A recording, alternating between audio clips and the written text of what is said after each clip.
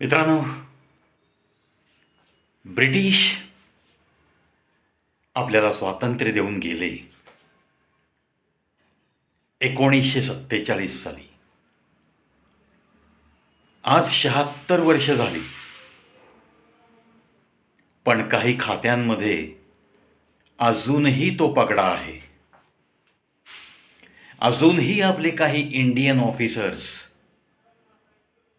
स्वतःला ब्रिटिश समजतात आणि आपल्या हाताखालच्या जी काही निम्नस्तर पदं असतात त्याच्यावरती कार्य करणाऱ्या सरकारी नोकरांनाच त्यांच्या खाजगी नोकरांसारखी वागणूक देतात, कामं सांगतात. मग या निम्न स्तरावर काही लोक अशीही असतात की त्यांना दुसरं काही जमत नसतं. मग अक्षरशः मॉलिश करणं, पाय दाबून देणं, त्यांच्या लहानग्यांना बागांमध्ये फिरायला नेणं, इतकंच काय, त्यांनी पाळलेल्या कुत्र्याची शी काढणं आणि कुत्र्यांना फिरवून आणणं. थोडक्यात काय आहे, जी काही हलकी फुलकी कामं असतात घरामध्ये ती या सबऑर्डिनेट लोकांकडनं करून घ्यायची. हे सर्रास आज 75 वर्ष स्वातंत्र्य मिळून झाली तेव्हापर्यंत चालू होतं आणि आज 76वं वर्ष चालू आहे. तेव्हा इंडियन आर्मीमध्ये एक सुधारणा झाल्याचं समजतंय. काय सुधारणा आहे? इंडियन आर्मीमधले कॅप्टन, ब्रिगेडियर्स अशा वरच्या रँकचे लोक इंडियन आर्मीमध्येच कार्यरत असलेल्या सोल्जर्सकडून अशी हलकी कामं, घरातल्या नोकराची कामं, अगदी मग ताटवाट्या पुसून द्यायची, लावायची, डिशवॉशर्समध्ये सगळ्या डिश टाकायच्या जेवलेल्या, बुटांना पॉलिश करून द्यायचं, कुत्र्यांना फिरवून आणायचं, छोट्या बच्चांना ऑफिसरच्या फिरायला न्यायचं, त्याचे डायपर्स बदलायचे. एक ना अनेक घरातली सगळी हलकी कामं सोल्जर्स लोकांना सांगितली जायची. अरे, ज्याने भरती प्रक्रियेच्या वेळेस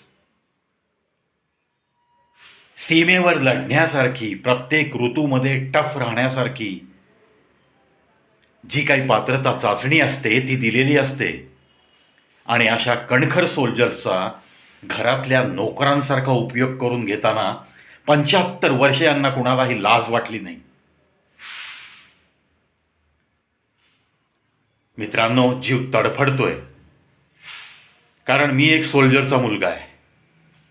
माझ्या बापानी हे भोगलंय आणि म्हणूनच हा व्हिडिओ करतोय मी. आता नुकतंच मी ऐकलंय की असे प्रकार आता बंद होणार आहेत. त्यांना अशा कामांसाठी खाजगी नोकर ठेवावा लागणार आहे.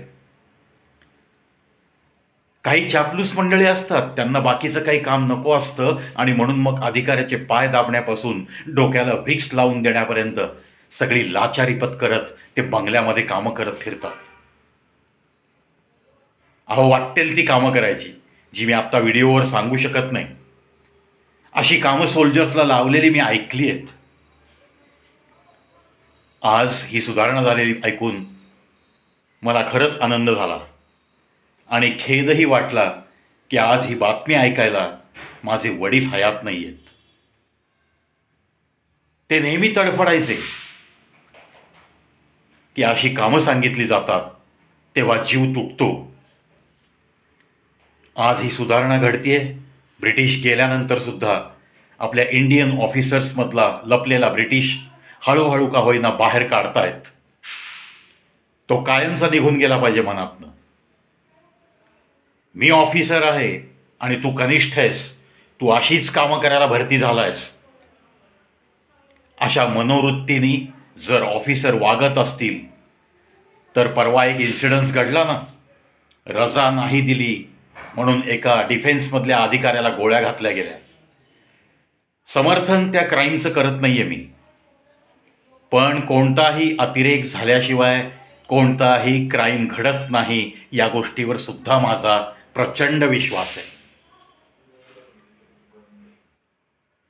आज अजून एक खातं आहे जिथं अजूनही काही अधिकाऱ्यांच्या मनातला ब्रिटिश तसाच लपलेला आहे. त्या खात्याचं नाव घ्यायची इच्छा नाही आहे माझी, पण त्या खात्यातनं सुद्धा हे ब्रिटिश हद्दपार झाले पाहिजेत आणि शिपाई पदावर काम करणाऱ्या लोकांनी चापलुसी करणं सोडलं पाहिजे. मी साहेबाचे पाय दाबतो आणि साहेबाकडनं काम करून घेतो, ही जी घाणेरडी मनोवृत्ती आहे ती प्रत्येक खात्यातून हद्दपार झाली पाहिजे. मित्रांनो, तुम्ही कमी शिकलेले असा, पण स्वतःचा आत्मसन्मान नका विकू. तुम्ही कमी शिकलेले आहात म्हणून तुम्ही कनिष्ठ दर्जावर कुठेही कामाला लागा, पण तिथं तुमचा आत्मसन्मान जागृतच ठेवा. तुम्ही त्या इन्स्टिट्यूटचे नोकर आहात, तुम्ही त्या एखाद्या खात्याचे नोकर आहात, सरकारचे नोकर असू शकता, सेमी गव्हर्नमेंट ऑफिसचे नोकर असू शकता. याचा अर्थ असा नाही की तुमच्या वरिष्ठांच्या घरची भाजीची पिशवी तुम्ही मार्केटमधनं आणायची आणि त्याच्या बुटांना पॉलिश करायचं, त्याच्या मुलांना खेळवायला न्यायचं आणि त्याच्या कुत्र्याची शी काढायची, कुत्र्याला फिरवायला न्यायचं. याच्यासाठी तुमचा जन्म नाही झाला. इंडियन आर्मीत तर बिलकुल त्यासाठी नाही जन्माला आली कोणी. इंडियन आर्मीमध्ये असे जर प्रकार घडत असतील, कनिष्ठांना जर अशी नोकरासारखी वागणूक मिळत असेल, तर एक ना एक दिवस त्याचे मोठे पडसाद उमटतील. आज एक इन्सिडन्स घडलाय, रिपीटेडली असं होऊ शकतं. त्यामुळं अधिकाऱ्यांनी, ठीक आहे तुम्ही अधिकारी आहात, तुम्हाला जिथं मान द्यायचा, जिथं सॅल्यूट करायचं आहे तिथं कनिष्ठ नक्कीच सॅल्यूट करतो. तुम्ही आल्यानंतर खुर्चीत येऊन उभं राहायचं आहे, तो नक्कीच उभा राहील एखादा कनिष्ठ. एटिकेट्स मॅनर्स नक्कीच पाळल्या जातील, डिपार्टमेंटची शिस्त नक्की पाळली जाईल, पण जिथं नोकरासारखी वागणूक मिळेल तिथं काहीतरी नक्की घडण्याचा संभव निर्माण होऊ शकतो. आणि आता तर रूल्स चेंज होत आहेत, झाल्यात जमायत असं मी ऐकतोय. इंडियन आर्मीतला हा जर बदल झाला असेल तर तो अतिशय स्पृहणीय बदल आहे. कुठेतरी सोल्जर्स लोकांना थोडं तरी आत्मसन्मानाने जगण्याची संधी मिळेल आणि ज्यासाठी भरती झाले आहेत ती कामं करायला लाज नाही वाटणार त्यांना. मग अशी भरती करायची असेल ना, तर काही पात्रता चाचणी न घेता अशा काही लोकांना भरती करा की जे फक्त अशीच कामं करतील. पण एखाद्या सोल्जर्सकडनं त्याच्या अंगावर ड्रेस असताना त्या वर्दीचा तरी कुठल्याही अधिकाऱ्याने अपमान करू नये. आता मी म्हणतोय वर्दी घालून त्याला कामं लावू नका, याचा अर्थ असा नाही की सिव्हिल ड्रेसमध्ये त्यांना कामं लावा किंवा एखाद्या ठिकाणी त्याला कोंडीत पकडा आणि मग अशी कामं करून घ्या. ही पण गोष्ट लांछनास्पद आहे.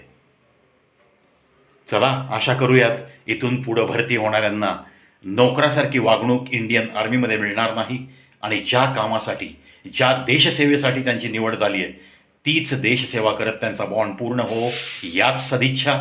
आणि ज्यांनी कोणी, ज्या जनरलनी हे आदेश काढलेले आहेत त्यांना लाख लाख अभिनंदन आणि सर्व सोल्जर्स लोकांचं पण मनपूर्वक अभिनंदन.